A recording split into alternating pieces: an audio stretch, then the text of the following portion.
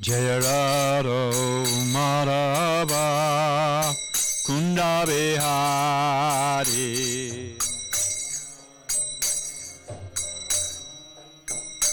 Let's go a little higher. You start higher.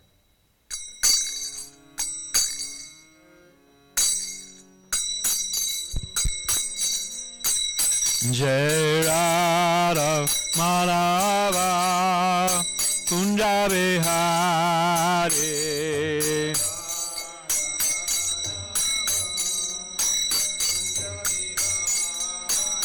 Jai Radha Madhava Kunda Bihari.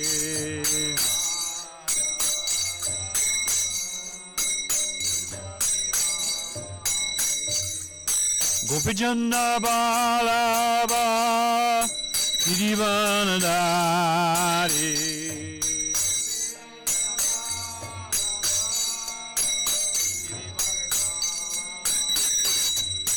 Gopijana Balava Girivanadari.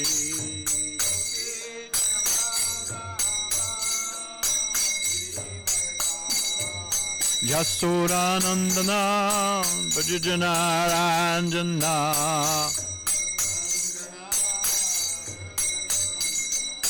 Yasodanandana Badrinarayan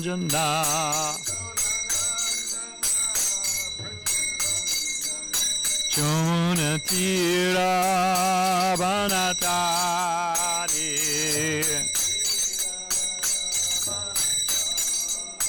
Jamunatira Banatari.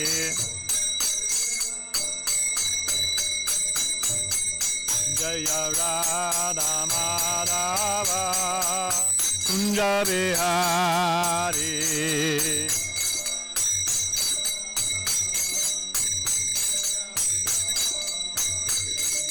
Gopijana Balava Girivanadari.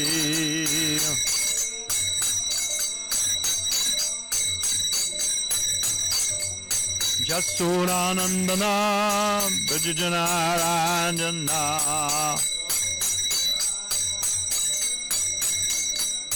Jamunatira Banatari.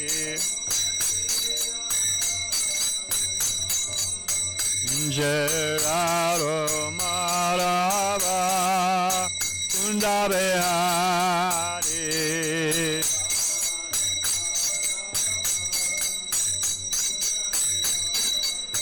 Jaya Radha Madhava Kunda Bihari.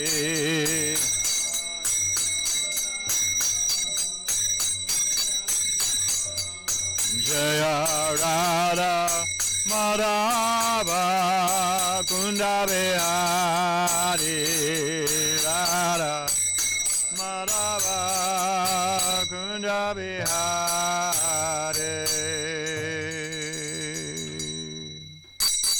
Jai Vishnupada Paramahansa Pri Vijayacharya Sita Shisham Nisvine Grace Abhay Charan Bhakti Vedanta Swami Maharaj Srila Prabhupada Ki Ananta Kudavaisha Vrinda Ki Nam Charishal Haridas Thakur Ki Prem Shkoho Shri Krishna Chaitanya Prabhu Nityananda Shri Dvaita Gadada Shiva Sari Go Bhakta Vrinda Ki Sri Sri Radha Krishna Go Gopinath Shama Kun Radha Kun Giri Govardhan Ki Vrindavanam Ki Mithradam Ki Dwarkadam Ki Navadipdam Ki Jagannath Puridam Ki Chamunamai Ki Gangamai Ki Tulsi Maharani Ki Bhakti Devi Ki Samveda Bhakta Vinda Ki Srila Prabhupada Ki Sri Sri Radha Giridhari Ki Sri Krishna Sankirtana Jaga Ki Gopremanandi. All glories to the assembled devotees. All glories to the assembled devotees. All glories to the assembled devotees. All glories to the divine lotus feet of Sri Sri Guru and Gauranga. Huh? No, I think I have it on my, device.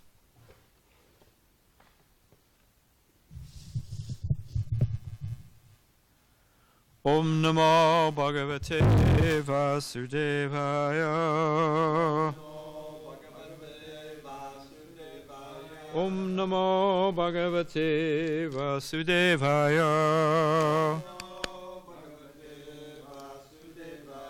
Om Namo Bhagavate Vasudevaya.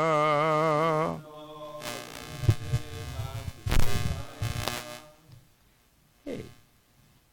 Of course, nobody's standing up. You can hear me, right? Yeah, so I don't even know if you need this thing. But that's another issue. Helps with the what? Oh, a good point. I'll be careful what I say. Thanks for the reminder. So we are on Canto 4, Chapter 12, Text 28, yeah? All right. Is it too cold if we open that door a little bit for fresh air, or what do you all think? I'm over here. I don't want you suffering. Just a little bit, just a little. Get a little oxygen. Krishna sadamo bhagate dhammaganadi saha kalanasa dishamisha parana kodunodita narayana namaskritcha naram shaivam narotama devim sarasatim vyasam tato jaya mudirayat. The Bhagavatam is brilliant as the sun that has arisen just after the departure of Lord Krishna to his own abode, accompanied with knowledge, religion, etc. Persons who have lost their vision to the dense darkness of the age of Kali shall get light out of this Purana. Before beginning our study of the Srimadbhagavatam, which is a very means of conquest, we should first offer our respects to the personality of God Narayan, to the Narayan Rishi, the supermost human being, the goddess at learning Mother Saraswati, the author Srila Vyasadeva, and my spiritual master Srila Prabhupada. Can they hear this in the kitchen? Drop a pot if you can hear me. Hey, that's pretty far out. Thank you. Hare Krishna. Many ways of communicating. Pigeons, yeah. No, but Druta Karma, you cleared up a doubt. I was always wondering, I was thinking like a, regular American pigeon, and I was wondering, you have 1,000 pigeons carrier, what condition would you arrive in? But it being a celestial pigeon, and they're all supporting underneath a nice vimana pad, then that would be an aristocratic way to arrive. Otherwise, I thought you have to go to dry cleaners after it or something. So you cleared up a doubt for me.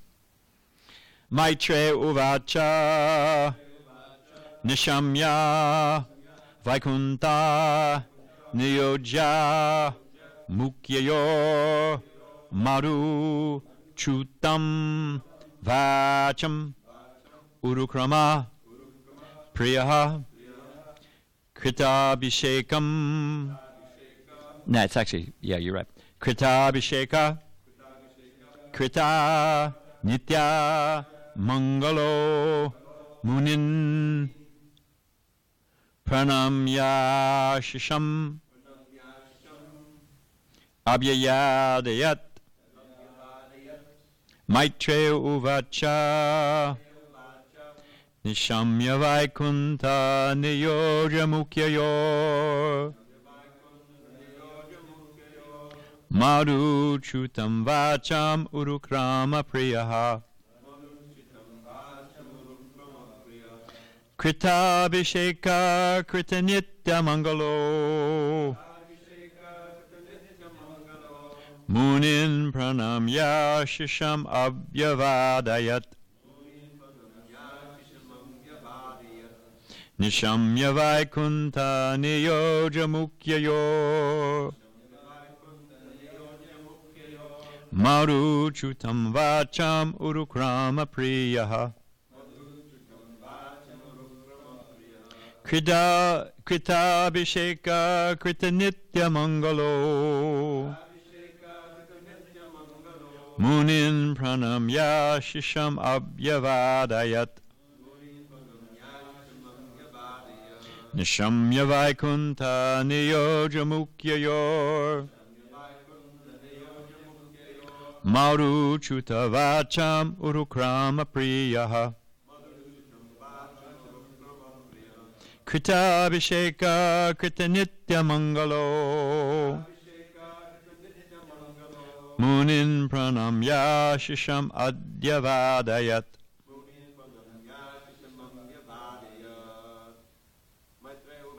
Maitreya Uvacha Nishamya Vaikunta Niyoja Mukyayor Maruchuta Vacham Rukram Napriyaha Kritabhisheka Krita Nitya Mangalo Munin Pranamya Simasandiyat.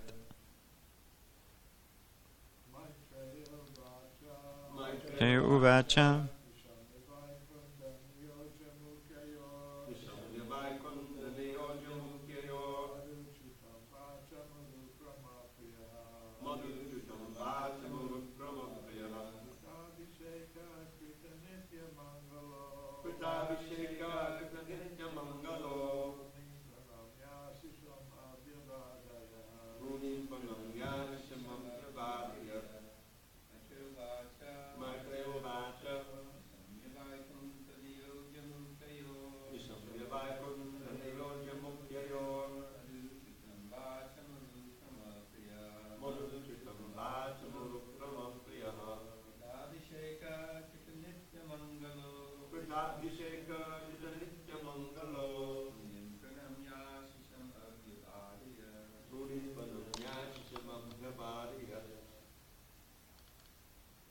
Anyone else want to take a shot at it? Maitreya Uvacha Nishamya Vaikunta Niyoja Mukyayor Maruchuta Vacham Urukrama Priyaha Kritabhisheka Krita Nitya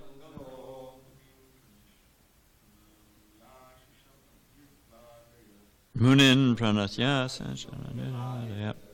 Maitreya Uvacha Maitreya, the great sage Maitreya said, Nishamya, after hearing, Vaikunta, of the Lord, Niyoja, associates, Mukyayo, of the chief, Maruchutam, like pouring honey, Vacham, speeches, Urukrama Priya, Dhruva Maharaj, who was very dear to the Lord. Krita Abhisheka, took his sacred bath. Krita, performed. Nitya Mangala, his daily spiritual duties. Munim, to the sages. Pranamya, having offered obeisances. Asisham, blessings. Abhyavadayat, accepted. Translation. The great sage Maitreya continued. Maharaj Dhruva was very dear to the Supreme Personality of Godhead. When he heard the sweet speeches of the Lord's chief associates in the Vaikuntha planet, he immediately took a sacred bath, dressed himself with suitable ornaments, and performed his daily spiritual duties. Thereafter, he offered his respectful obeisances to the great sages present there and accepted their blessings. All say you say. The great sage Maitreya continued. Maharaj Dhruva was very dear to the Supreme Personality of Godhead. When he heard the sweet speeches of the Lord's chief associates in the Vaikuntha planet, he immediately took a sacred bath, dressed himself with suitable ornaments, and performed his daily spiritual duties. Thereafter, he offered his respectful obeisances to the great sages present there and accepted their blessings. Purport. We should mark how dutiful Dhruva Maharaj was in his devotional service, even at the time he left this material world. He was constantly alert to the performance of devotional duties.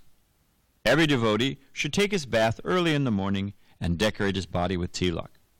In Kali Yuga, one can hardly acquire gold or jewel ornaments, but the 12 tilak marks on the body are sufficient as auspicious decorations to purify the body. Since Dhruva Maharaj was living at that time at Badrinarayana, there were other great sages there. He didn't become puffed up because the airplane sent by Lord Vishnu was waiting for him. As a humble Vaishnava, he accepted blessings from all the sages before riding on the plane brought by the chief of the Vaikuntha associates.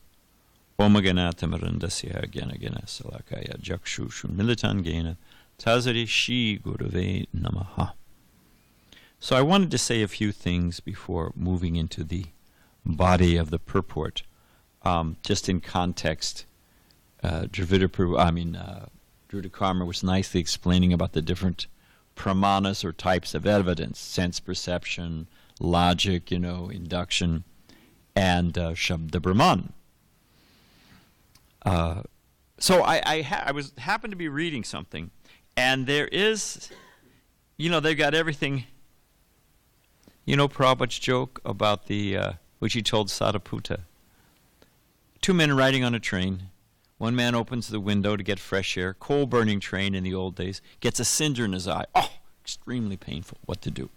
So his friend goes looking for a doctor. Goes through all the compartments. Can't find a doctor. Can't find enough. Finally gets to the last compartment. It's a whole cart, bogie or whatever they call it. A whole, whatever you call it, Yeah. Full of doctors going to a medical convention. Not quite. One's a cardiologist, the other one's podiatrist, this one's whatever. So finally he finds an ophthalmologist. He brings the guy up, the guy looks at him, at the man with the cinder, and says, "It's in the left eye, I'm a right eye specialist." So they become so... Sadaputta told me, the Prabhupada told them, they know more and more about less and less. Like our own Raj Chadha, Rupa Manohar, he worked at Scripps and he was studying a particular type, how a laser refracts through a particular type of crystal. It was totally, purely, what do you call it? Theoretic research. It had no immediate application. Of course, they'll wind up using it for a weapon or something, But, and he had a $3 million machine. And he would go in there in the morning, because I stopped by and see him. It was a long time ago. But he would turn on the machine, get it running, take some basic readings, and then he had a cot that he would take a nap on a cot. He had a little fridge. His wife's a good cook. Had nice prasadam. He had Prabhupada's books there. He had japa. So he would, after calibrating the machine, he had like 4 or 5 hours free. Finish his japa, take a nap, take prasadam, do whatever. Then he had about an hour before he left. He, took the readings off the machine and went home. That was his job. Yeah, good job if you can get it. Indoor, no heavy lifting. So evidently, there's a section of scientists who study the process of science. How do we know what we know, the epistemology, all that stuff.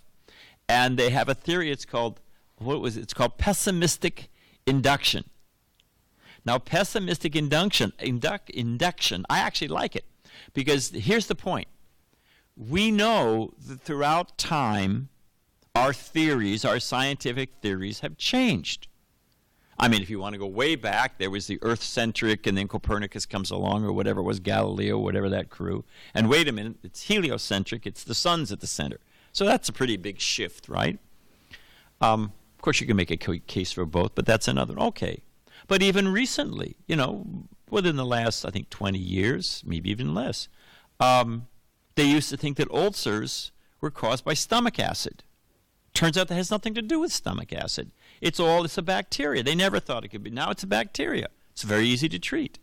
So the point the pessimistic inductionists make is that we know that our scientific theories have all changed. At least you could say many of them have changed. They went from, Newtonian physics to quantum mechanics and, the grand field theory, how to get the two to unite. I mean, they're all over the place, and it's changing. And yet we think, well, okay, things change in the past, but what we know now we've got it. Now we know that consciousness is just, brain function, and life comes from matter, and, we live in an empty universe, that the universe is silent. We know all this. But the pessimistic inductionists say that what is the logic of that? As we've changed so many times, why should we think, like there's somebody wrote a book, after when this Soviet Union collapsed, it was called The End of History. Now it's Pax Americana, America's on the top of the thing, and there's nothing more to write. Well, how long did that last, So, as things have always changed in the past, they will also change now. So we should not be so arrogant and certain that we've got it all figured out.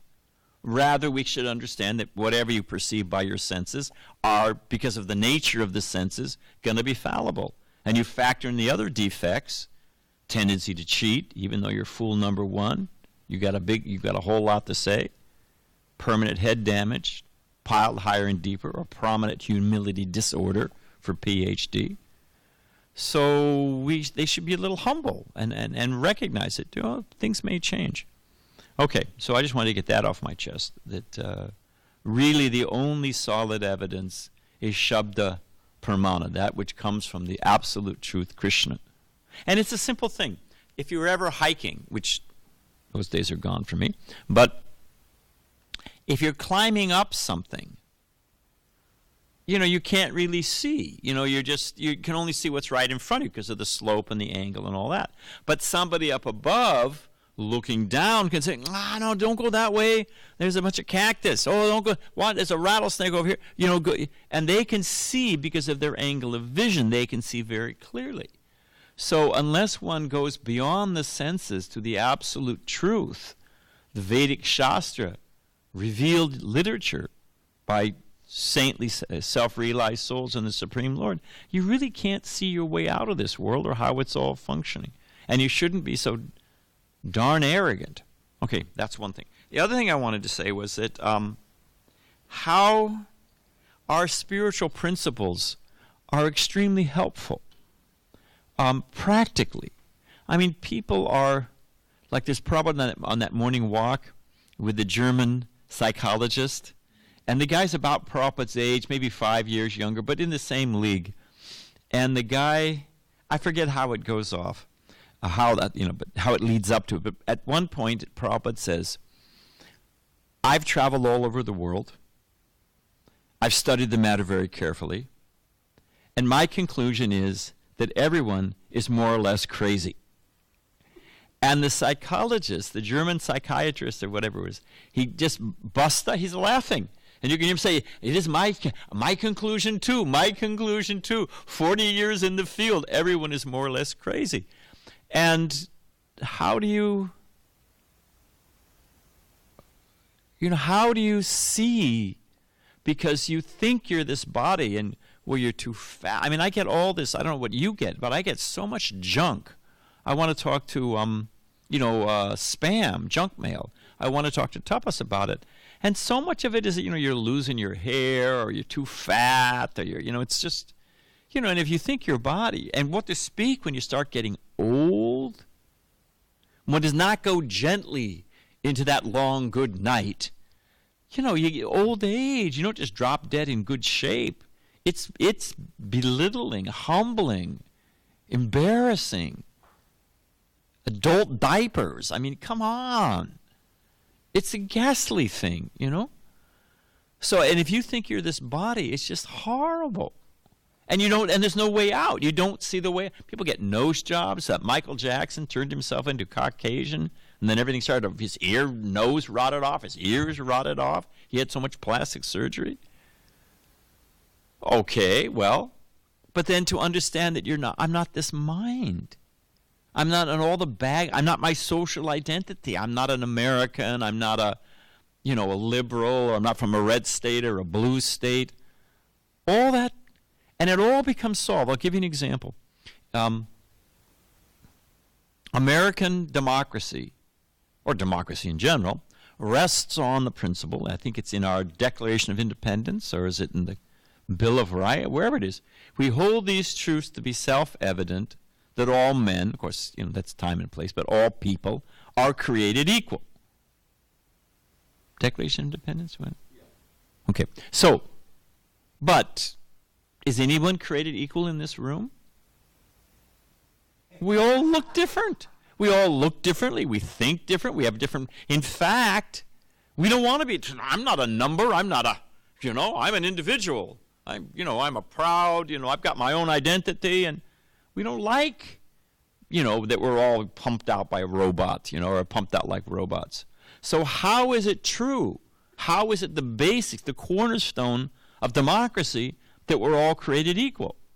Help me out here. How are we all created equal? It only works if you accept this spiritual truth. Pandita Samadarshana. Nitai Sub Krishna Das. Then automatically, then we can see equality. So by accepting the spiritual principle, the spiritual truth, the principle then becomes factual. So in the same way, if you want to, who's not in anxiety in this world? I love that bumper sticker that says, if you're not paranoid, you haven't been paying attention. If you're not depressed, you're not thinking. This world is I'm sorry. Krishna says, for a devotee, that's another thing. Krishna's the pure taste and water. He's the light and the sun and the moon. What to speak if you understand Krishna's personal pastimes. And Prabhupada said, you think you're sitting on the floor? I'm sitting on the hand of Krishna. So for a devotee, it's a whole other world. But for the materialist, it is a long, dark slog to nothing. I mean, especially like in Bombay, or where was I? I'm thinking especially Bombay, but it's in so many big cities. In Chicago, you drive for, anyone ever been to Seoul? Soulless Korea? Oh, you drive for an hour or 2 hours, and there are all these giant brown government buildings, apartment buildings, just one after another, boom, boom, boom, boom, boom, boom, boom. It's very depressing, And Prabhupada, he was going off, and he said, you get a pigeonhole in a skyscraper building. Prabhupada said, unless you're on the top floor, you don't get any light, you don't get any fresh air. I mean, they have some building codes, but in India, you can hand out your window. You can hand the guy next to you out in his window. You can hand a samosa back and forth. They're so close. And even in our Mayapur, what's that area called? Whatever that. Yeah, you can shake hands with the guy. There's no air. There's no circulation. There's no light. It's horrible. Pigeonhole and eke out a little miserly living. So, how to get free from that anxiety? And I'll tell you another thing. They have studied the matter carefully. Oh, geez. And what motivates people? Now, in the beginning, okay, man, just give me health insurance, and I'll work. Okay, a little bit higher. Okay, give me an increase in my salary. Okay.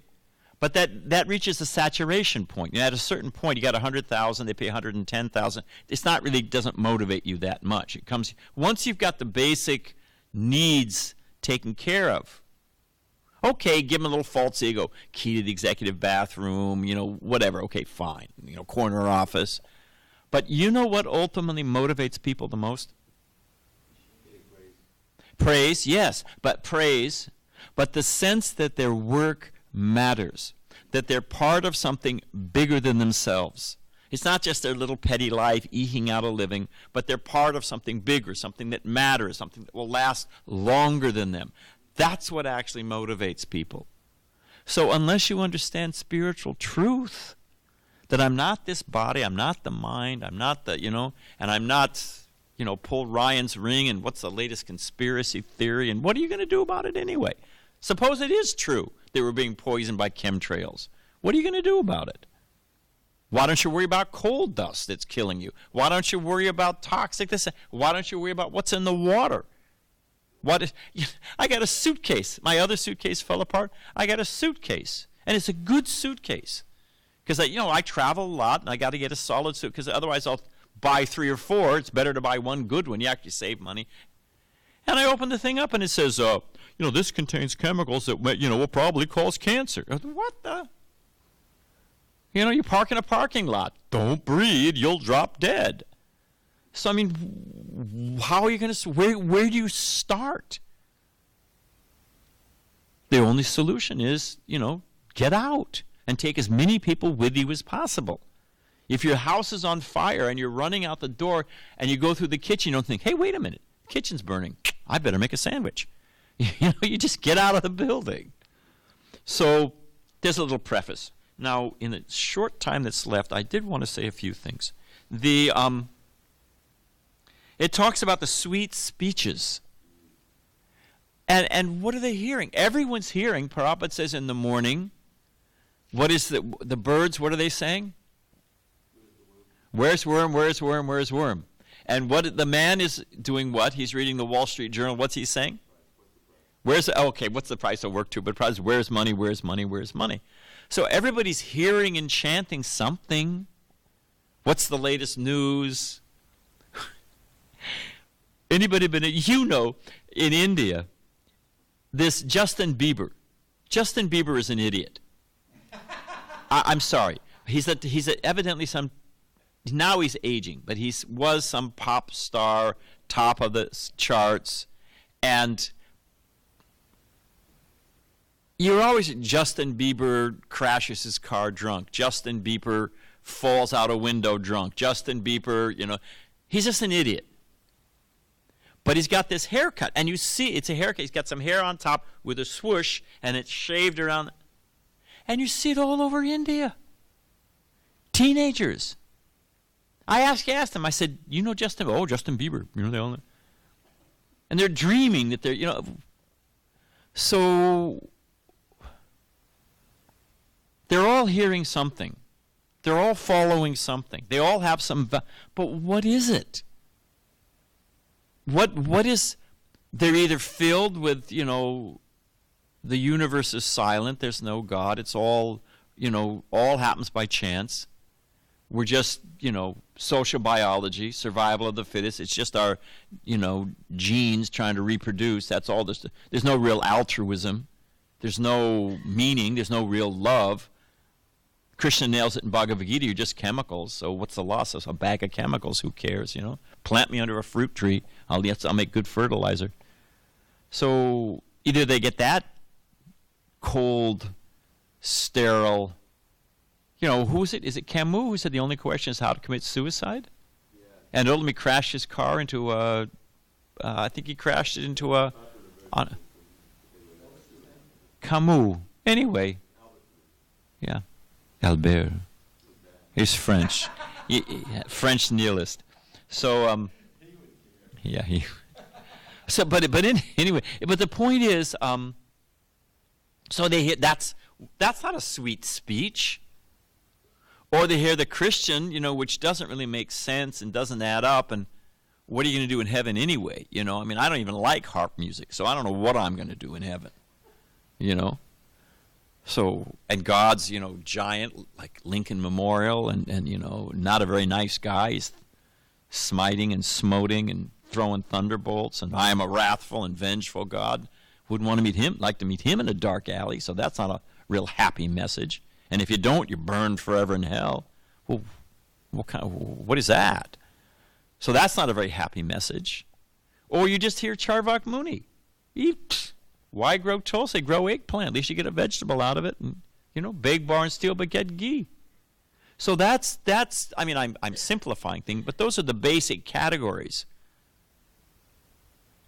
So the importance of hearing the sweet speech of the Vaishnavas, the message of the Bhagavatam. Wait a minute. Don't worry about this body and the mind and the false ego and, I've been dissed or, I've disrespected or, all of that. He doesn't love me and, unrequited love and, all my hair's fallen out and forget it. Doesn't matter. You're eternal spirit soul, part and parcel of Krishna. And you're never going to fix it. But there's this wonderful spiritual world, kingdom of God. So to hear the sweet speeches, so they need us. And I've got to get the quote, but Vaisheshika Prabhu mentioned it in Mayapur, that by Srila Bhaktivinoda Thakur.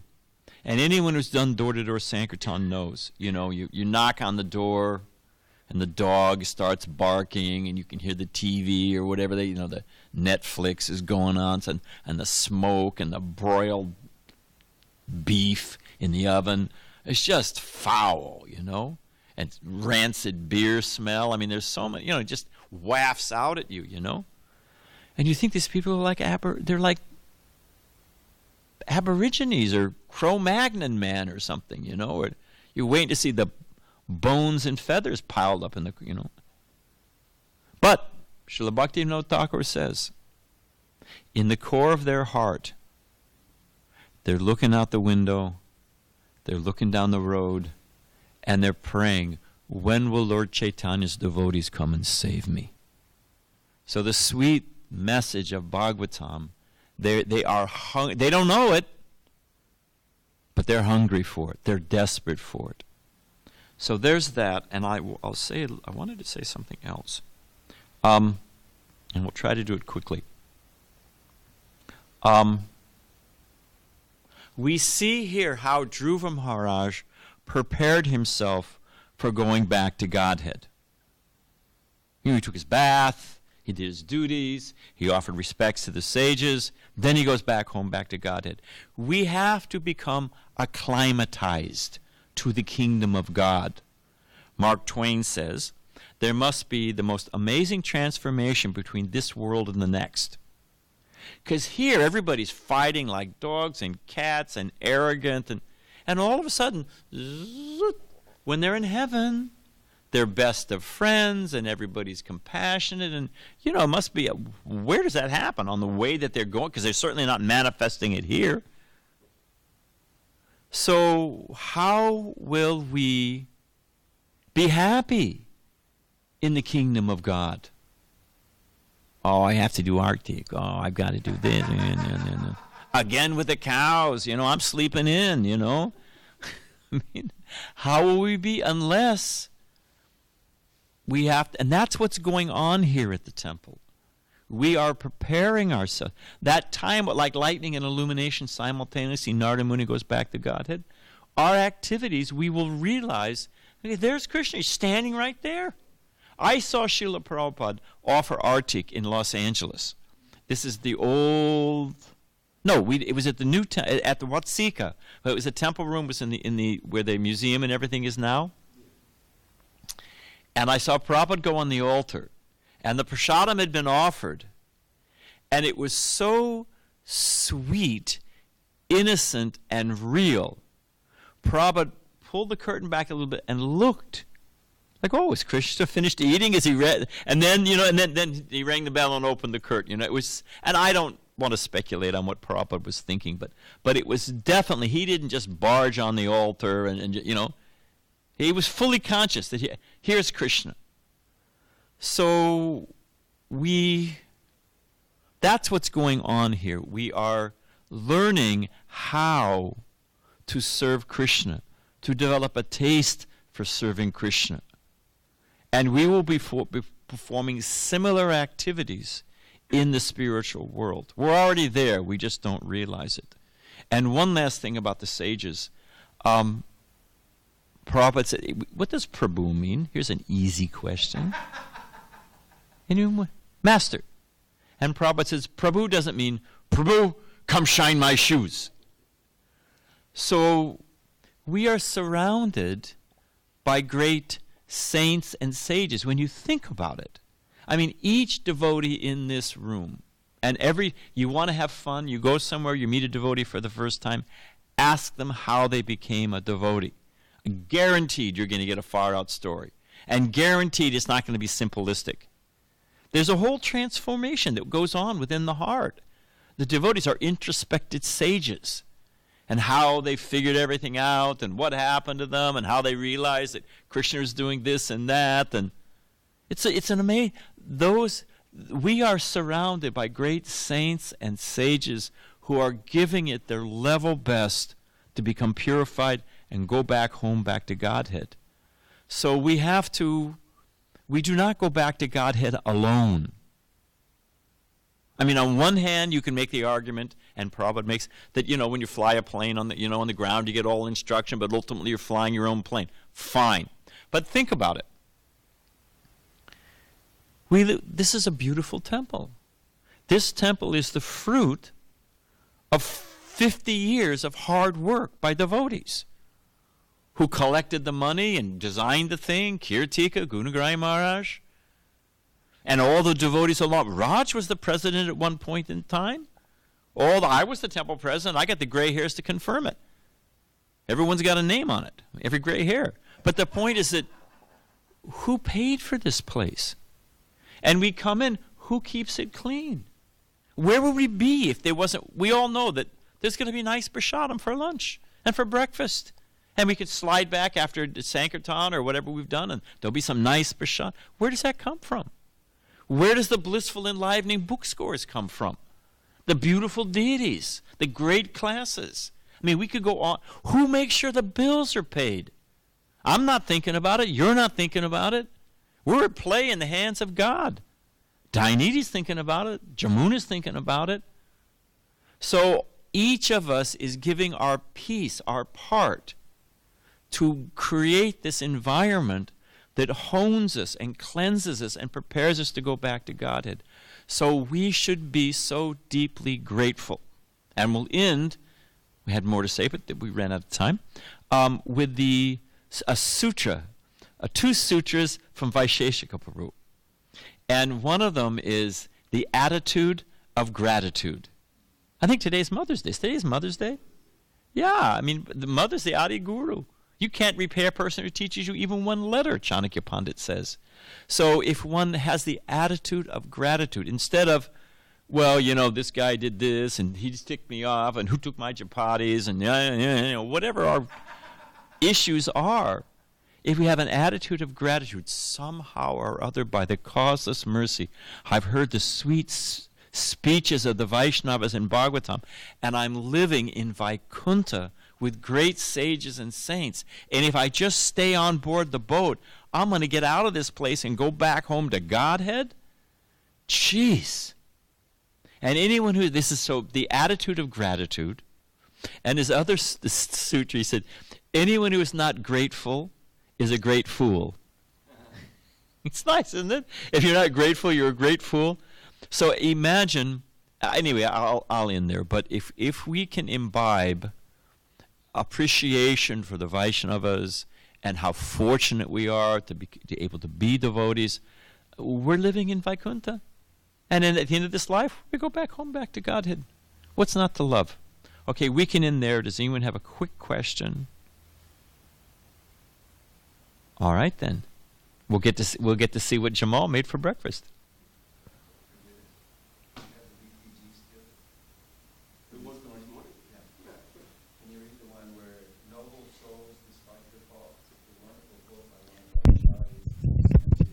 Okay, yeah, let's hear it, and then we'll end there. We'll end on that positive note by our acharyas.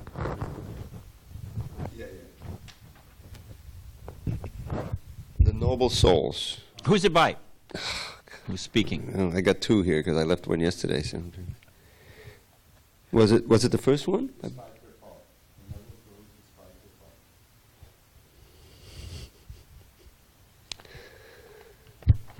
don't see it.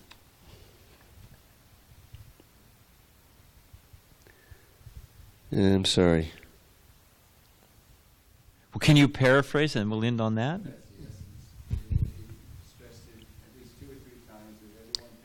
Oh, here it is. Okay. Okay, so it's a morning walk in Mayapur in 74. Prabhupada says, dedicate your life for Krishna. That is the perfection.